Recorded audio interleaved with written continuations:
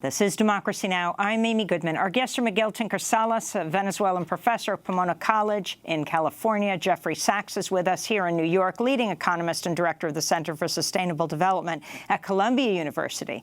He's recently co-authored a report for the Center for Economic and Policy Research headlined "Economic Sanctions as Collective Punishment: The Case of Venezuela." So much is being used against the presidency of Maduro, saying he's brought the country to an economic standstill. You make a different case, Jeffrey Sachs. Well, it's not an economic standstill. It's a complete economic collapse, a catastrophe in Venezuela. There was a crisis, for sure, before Trump came to office. But the idea of the Trump administration from the start has been to overthrow Maduro. That's not a hypothesis. Trump was very explicit in discussions with presidents of Latin America where he asked them, why shouldn't the U.S. just invade? He said that already in 2017. So the idea of the Trump administration has been to overthrow Maduro from the start. Well, the Latin leaders said, no, it's not a good idea. We don't want military action. So the U.S. government has been trying to strangle the Venezuelan economy. It started with sanctions in 2017 that prevented essentially the country from accessing international capital markets and the oil company from restructuring its loans. That put Venezuela into a hyperinflation. That was the utter collapse. Oil earnings plummeted. The earnings that are used to buy food and medicine collapsed.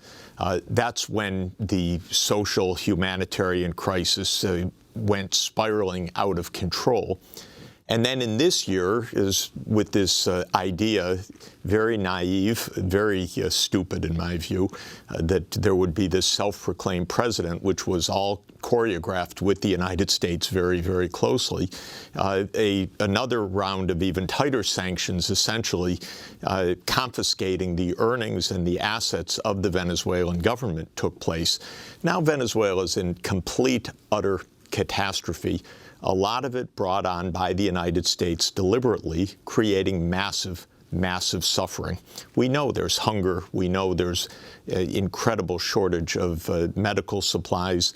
We can only imagine, because we won't know really until the dust settles and careful studies are done, how much excess mortality there is. But surely in a context like this, this is a catastrophe largely created by the U.S. because, as was said earlier, this is an all-or-nothing strategy. What Trump just doesn't understand, and what Bolton, of course, never agrees to, is the idea of negotiations. This is an attempt at an overthrow. It's very crude, it's not working, and it's very cruel because it's punishing 30 million people. How did you come up with the number 40,000 dead as a result of these crippling U.S. sanctions? Let me be clear. Nobody knows. This was a very basic, simple calculation based on estimates of universities in Venezuela that mortality had increased by a certain proportion after the sanctions. I don't want anyone to think that there's precision in these numbers. What is certain, though, staring us in the face, is that there is a humanitarian catastrophe deliberately caused by the United States, by what I would say are illegal sanctions, because they are deliberately trying to bring down a government and trying to create chaos for the purpose of an overthrow of a government. Why? Why are they doing that? This is normal U.S. right-wing foreign policy, nothing different. This is the same foreign policy that we saw throughout Latin America in the 20th century. It's the same foreign policy that we saw catastrophically in the Middle East. This is Mr. Bolton. This is Mr. Bolton's idea of diplomacy. This is Trump's idea of diplomacy. You punch someone in the face, you crush your opponent, you try whatever way you can to get your way. It's very simple-minded, it's very crude, and it never works. It just leads to catastrophe. I want to bring Miguel Tinker-Salas back into this conversation, professor at Pomona College. As these protests were taking place or this coup attempt was taking place in Venezuela, in Honduras, there were massive protests against privatization, also huge demonstrations in Paris. You certainly don't get the same kind of coverage. No, you don't. And the reality is that what's happening in Honduras is fundamental. You have an effort of privatization. You have layoffs of doctors and of professors and of teachers. And there's massive street protests happening in Tegucigalpa and all the major cities. And the attention is all on Venezuela. At the same thing is happening in other contexts for Central America. The immigration that's happening as a result of failed U.S. policies. As our colleague was saying earlier, the reality is this was tried elsewhere. The regime change that's being tried in Venezuela has been tried elsewhere in Latin America and has led to humanitarian crisis throughout Central America, Honduras, Guatemala, El Salvador, in Mexico until very recently. So again, we know the formula. We know it doesn't produce the change that most people want. And what it does is it aggravates conditions for the majority of the population. So you have, in the case of Venezuela, mistakes made by the Maduro administration that are now exacerbated by the sanctions and that take a toll on humans and on the population of the country. We've been showing for our radio audience video, just to let you know, of the tear gassing of people in Paris and Honduras right now. Of course, Honduras is a U.S. ally. We're not getting as much coverage of this. Finally, I wanted to ask Jeffrey Sachs about this issue you raise of collective punishment and saying that collective punishment of a civilian population, as described by both the Geneva and Hague International Conventions, to which the U.S. is a signatory, and that way.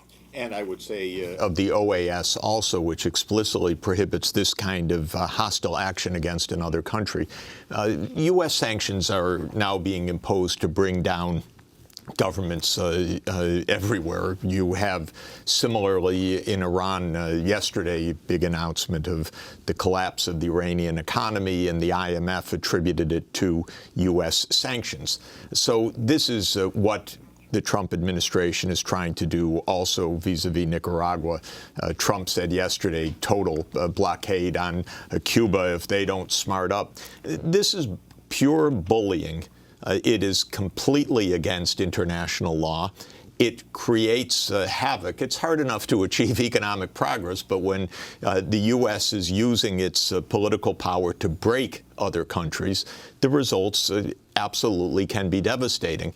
And we see it in Venezuela, that it was the kick that pushed Venezuela into this catastrophic spiraling decline and hyperinflation.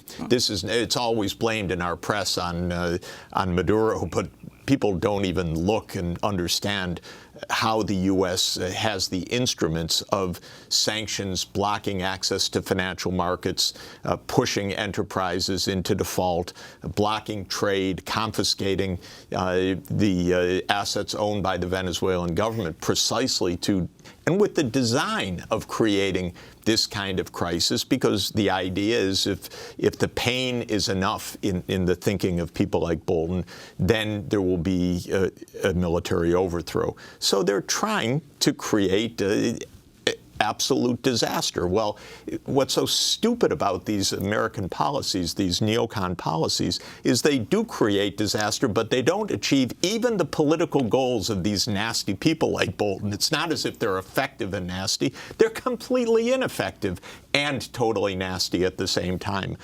But Congress, in our country, nobody looks. It's unbelievable that you have this basically one-man show of Trump doing damage, rampaging around the world.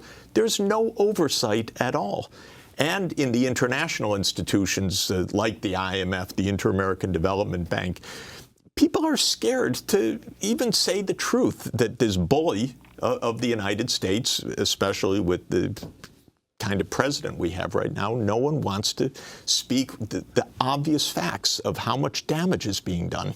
how many lives are being lost, how much suffering is being created, how many refugees are being created deliberately. And then, of course, you get the New York Times or someone else saying it's Maduro's whatever, because they don't even look at the obvious, the obvious process. And you have Democratic leaders as well in Congress saying the same thing. And so we're going to turn right now to a Democrat in Congress. We want to thank Jeffrey Sachs, who is a leading economist, director of the Center for Sustainable Development at Columbia University. We'll link to your report that you put out with the Center for Economic Policy Research, headlined Economic Sanctions as Collective Punishment, the Case of Venezuela. And Miguel Tinker Salas, thanks for joining us, professor at Pomona College in California.